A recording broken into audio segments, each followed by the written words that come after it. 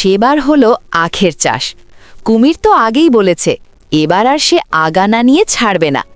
কাজেই শিয়াল তাকে আগাগুলো দিয়ে নিজে আখগুলো নিয়ে ঘরে বসে মজা করে খেতে লাগল। কুমির আখের আগা ঘরে এনে চিবিয়ে দেখলে খালি নোনতা, তাতে একটুও মিষ্টি নেই। তখন সে রাগ করে আগাগুলো সব ফেলে দিয়ে শিয়ালকে বলে, না ভাই, তোমার সঙ্গে আর আমি চাষ করতে যাব না, তুমি বড্ড ঠকাও। কুমির দেখল সে শিয়ালের সঙ্গে কিছুতেই পেরে উঠছে না। তখন ভাবল, ও ঢের লেখাপড়া জানে, তাতেই খালি আমাকে ফাঁকি দেয়। আমি মূর্খ লোক, তাই তাকে আটতে পারি না। অনেকক্ষণ ভেবে কুমির ঠিক করল যে নিজের 7টা ছেলেকে শিয়ালের কাছে দিয়ে খুব করে লেখাপড়া শেখাতে হবে। তার পরের দিনই সে ছানা 7টাকে সঙ্গে করে শিয়ালের বাড়ি গিয়ে উপস্থিত হল। শিয়াল তখন তার গর্তের ভিতর বসে কাঁকড়া খাচ্ছিল। কুমির এসে ডাকল, শিয়াল পণ্ডিত, ও শিয়াল পণ্ডিত, শিয়াল পণ্ডিত, বাড়ি আছো?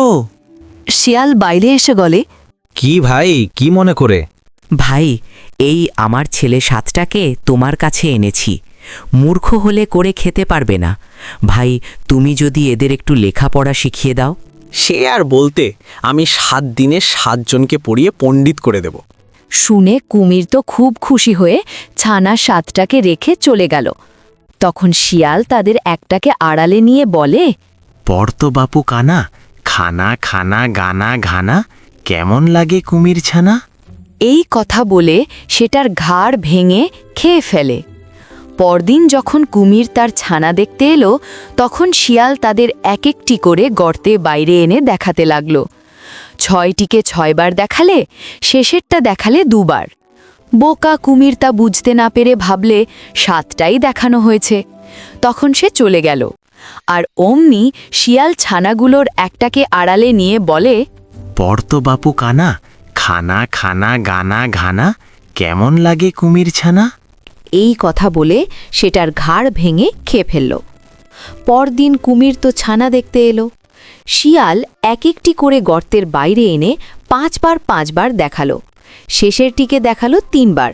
তাতেই কুমির খুশি হয়ে চলে গেল। তখন শিয়াল ঠিক আগের মতো করে আর একটা ছানাকে খেলো। এমনি করে সে রোজ একটি ছানা খায়, আর কুমির এলে তাকে ফাঁকি দিয়ে ভোলায়।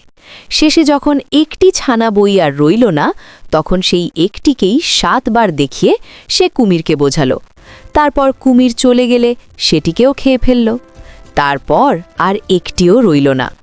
তখন শিয়ালনি বলে, এখন উপায়, কুমির এলে দেখাবে কি?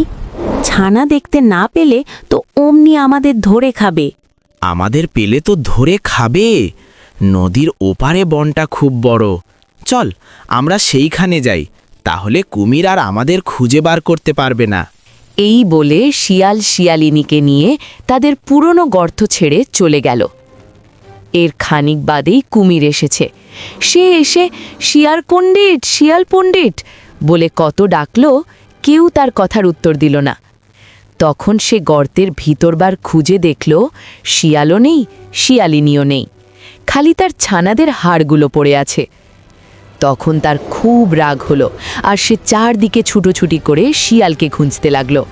খুঁজতে খুঁজতে নদীর ধারে গিয়ে দেখল, ওই শিয়াল আর শিয়ালিনী সাঁতরে নদী পার হচ্ছে। অমনি